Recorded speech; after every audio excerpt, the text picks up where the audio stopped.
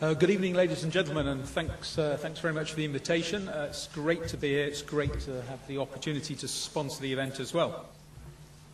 I'm going to spend a few minutes talking about Diageo's involvement as a business in Africa in a general sense, but specifically around some of the initiatives and things we've done in the field of developing areas of agriculture in a number of different countries.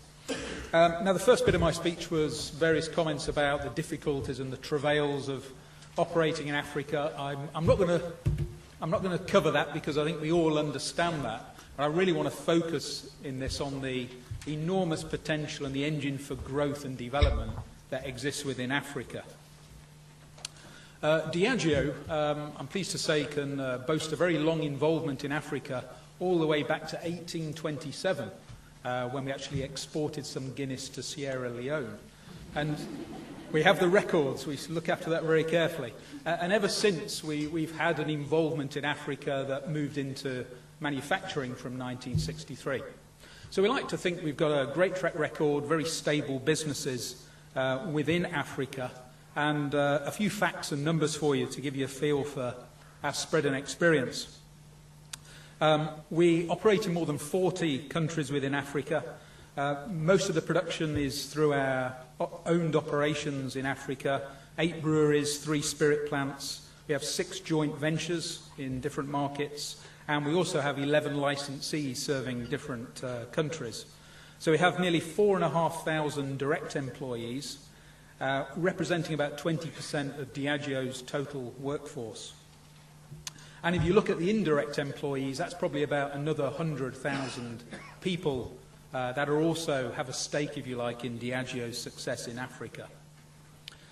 So we have deep roots within Africa. We have a vested interest in the continent, and we remain very optimistic, very upbeat about its potential. Now, business has a critical role to play in Africa's future. And the best way business can contribute to development is through doing good business and taking a long-term approach. This means job creation, it means exemplary governance standards, it means innovation, continued investment in improving operational efficiency in ways that have minimal environmental impacts and maximise shareholder returns. And many of our operations in Africa are actually partially owned by local businesses. It's a model we particularly enjoy. At the same time, it's about investing in the communities in ways in which we can make the most positive contribution. In terms of standards, Diageo's set itself the very highest standards of governance throughout the various global codes of conduct, and we apply these equally in all markets across the globe, wherever we operate. So we don't compromise, and our challenge is often about finding in the markets in Africa we operate the right types of partners who share these sorts of values with us. Where they don't exist, we will put time and effort into developing the capability. Taking the environment as an example, when we're making investments, we're expanding breweries, whatever we're doing in that area, we undertake rigorous environmental impacts and make sure that we're absolutely implementing these projects in accordance with the broader Diageo corporate goals. Even when there's no direct financial return, we will find a way of doing what we believe is the right thing. I'll move into some of our involvements in the field of agriculture. Along with standards, strengthening the local supply chain is increasingly important to us as we seek to mitigate some of the volatility we see in commodity prices and to ensure a much more secure and constant supply of raw materials. The main materials we use in our processes in Africa are barley, sorghum, maize, hops, sugar, water and rice. Historically, for many years when we started manufacturing, we imported all of the materials we used in Africa. This was very expensive and didn't do us any favours. We also recognised that it excluded the local farming communities from the benefits, the full benefits of our operations in Africa. So nowadays, what we've been able to do, and nowadays is really for the last 20 years or so, is use more and more local materials by adapting technologies and through some of the development work we've done with some of the local farming communities. We do need a constant, reliable source of supply for materials. So we started off by supporting local farmers with access to simple things like fertilisers, herbicides, high-yield seeds. And sourcing locally and supporting the growth of local materials has resulted in a very happy confluence of cost reductions for our business as well as sustainable development for our farming communities. Now, agriculture in general in Africa, as I'm sure you'll all know, is a vital economic activity. Some 70% of the population still involved in agriculture. And in the 1960s, Africa was actually self-sufficient in food production and was actually a net exporter of food. Today, that isn't always the case, as we know, and agricultural productivity has actually declined in recent years. So this has resulted in falling incomes and increasing levels of food insecurity at both a national and household level. It's true that farmers in Africa face numerous problems. For example, compared to other sectors, the agricultural sector doesn't pay that well. Issues around land tenure, water management problems, coupled with the poor infrastructure, lack of access to credit facilities, technology and markets contribute to the difficulty in sustaining a strong livelihood. Added to these myriad issues is the unpredictable environmental conditions that we're seeing increasingly, which are attributable to climate change. For us in Diageo, we know we can make a positive difference. It might be a small difference in the broader context of Africa, but a very real and meaningful difference for the farmers and their families in the areas in which we operate. So as a responsible company and with a proven commitment to Africa, we know we must and can address the problems facing the sector. We believe that by creating robust agricultural markets, we can reduce the susceptibility of the agricultural sector to external shocks, droughts and floods, allowing the sector to become more stable and profitable. We believe that the benefits derived from an increased crop yield, along with better access to markets, go straight to the pockets of those that need it most, which is the small-scale farmers. So a little bit of history about our involvement in this area. Our first local initiative commenced in Nigeria at the end of the 1980s, following the banning of cereal imports by the Nigerian government. We were already looking at some of the options around this area, but at the time we were importing massive volumes of cereals into the country. Now, as I stand here today, over 95% of the raw materials that we use in Nigeria are locally produced. So a massive turnaround.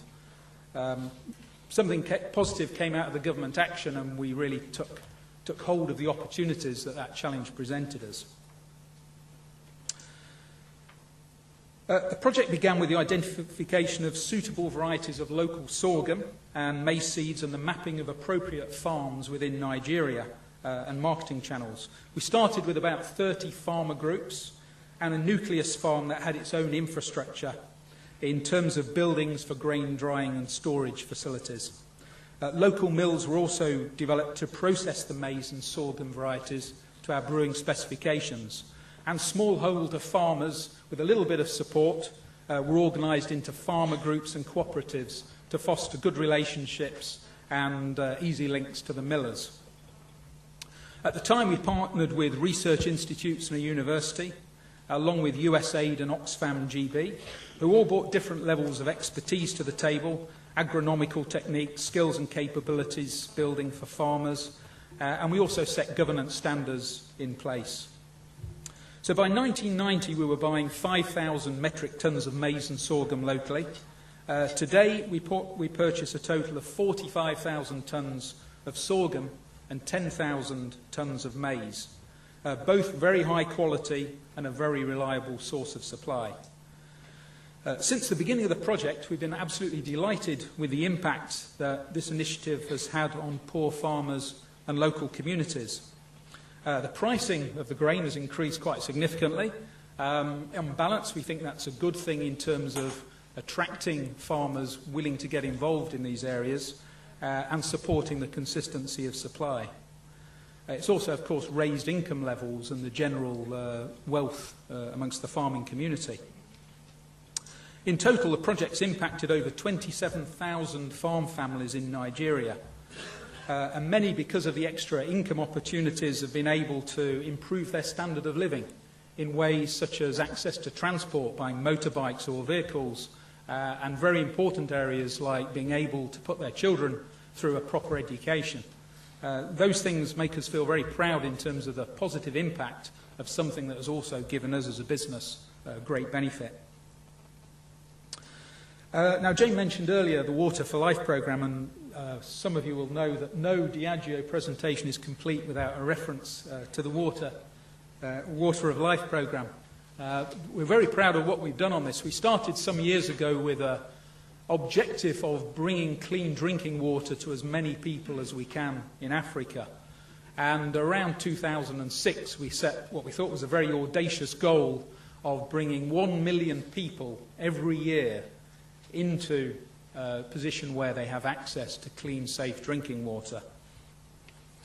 Last 12 months has been our most successful yet, I'm pleased to say, and in the year ending in June of 2009, we've added 1.5 million people in terms of giving them access to clean drinking water.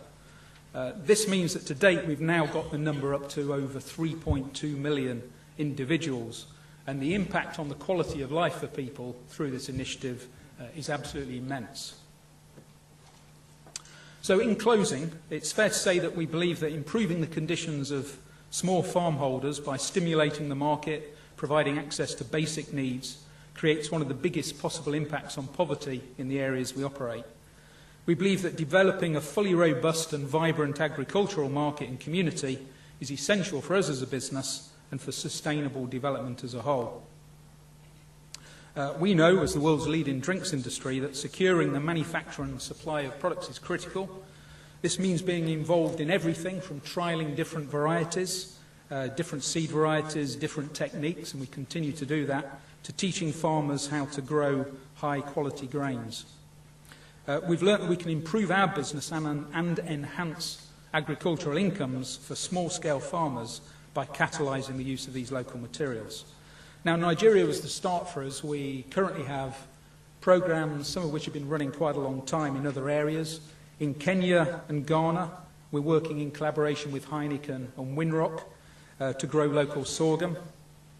In Uganda, back in 2003, we actually launched an equatorial barley growing programme. And in Cameroon, we've announced an initiative that will not only support farmers in sorghum farming techniques, but also address all of the value chain needs around warehousing and transportation, as we did in the early days with Nigeria. So we can and we will continue to build on the learnings we've obtained over the years through these initiatives. However, scaling up still remains a challenge in a lot of areas to meet demand, and especially in countries where sorghum is not yet a sustainable crop or yields don't meet capacity. What we do know is that continued partnerships with development agencies are needed, and constantly taking on new directions, as well as more willing partners to share the financial costs and risks. What we have learnt is that to succeed and truly support the business growth we know is achievable, there must be strong partnerships across government and incentives to operate in the right collaborative way. We know that we need to work in partnership also with non-governmental organisations and with the expert development and community organisations to ensure capability and capacity is built in a long-term sustainable way. We can't rush in and do this quickly. It really is part of a very long process if we're going to get sustainable developments we aspire to get. None of these actions can be taken in isolation, and to create a truly sustainable market and community, basic necessities need to be addressed as well, like the drinking water that I've referred to, and sanitation, and we're absolutely committed to the Water of Life programme and accelerating its impact in the years ahead. So within Guinness, we've just actually celebrated our 250th anniversary year, which is clearly a big anniversary for us. And I talked already about the first exports to Africa back in 1827. So we've got this very long history with Africa. We are very proud of the African roots and look to a very promising future for our business across Africa. But equally important to our business, we're also very committed to a long-term future where we can continue to play a positive role in supporting continued African development in its broadest sense. And with that, I will finish. Thank you very much.